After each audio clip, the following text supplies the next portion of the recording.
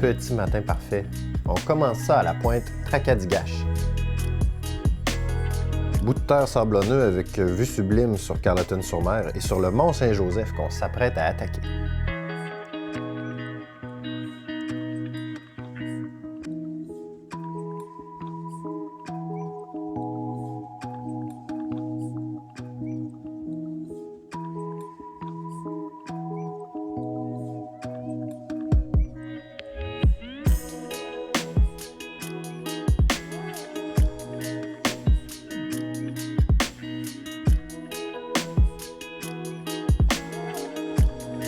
Mais avant de s'enfoncer en forêt, il y a une belle microbrasserie directement sur notre chemin qu'on ne peut pas ignorer.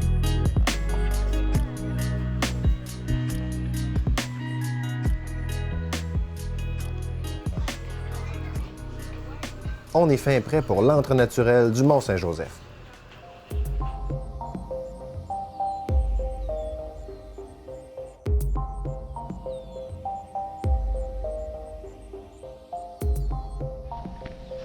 On découvre le secteur par le biais du sentier de l'Éperlan parce qu'on veut se rendre jusqu'à la chute Les Sauts.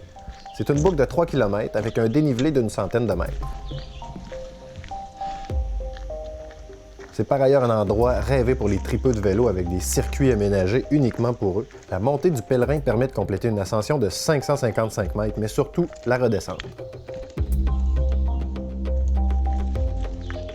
Pour la qualité des randonnées disponibles de toutes les difficultés et les aménagements, le secteur du mont Saint-Joseph à Carleton-sur-Mer, c'est la place pour vous dégourdir les jambes.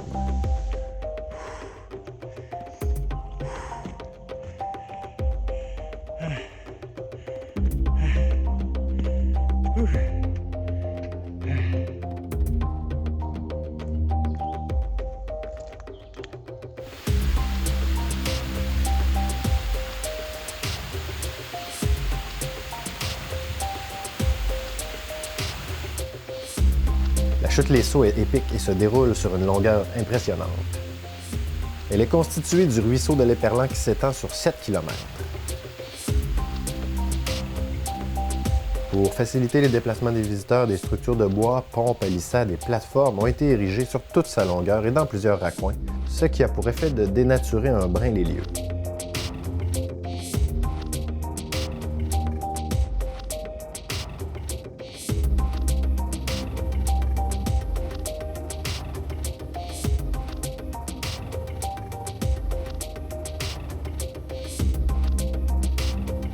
Un après-midi en forêt, ça vous dévore une journée en un coup de vent.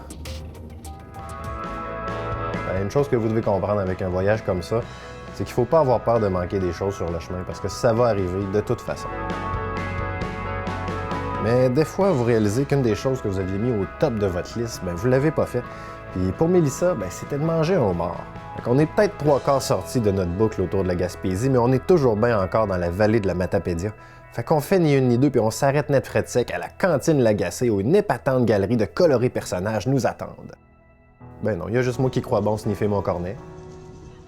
Par contre, le sourire sur le visage des enfants, ça s'achète pas, même si ça vient de me coûter 15$ pour une lamentable excuse pour un homard sous la forme d'une triste guédille. Il nous reste assez de clarté puis de gaz pour se diriger vers Amqui, destination de notre dernier camping. Petite corde de bois 6$, un petit feu sur une lagune de terre qui nous est réservée pendant que d'autres se font aller le Sidou.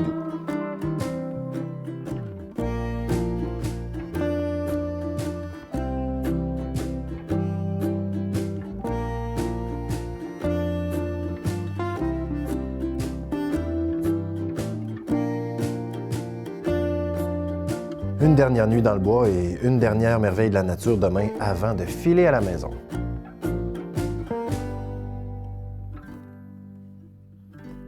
Bonne nuit!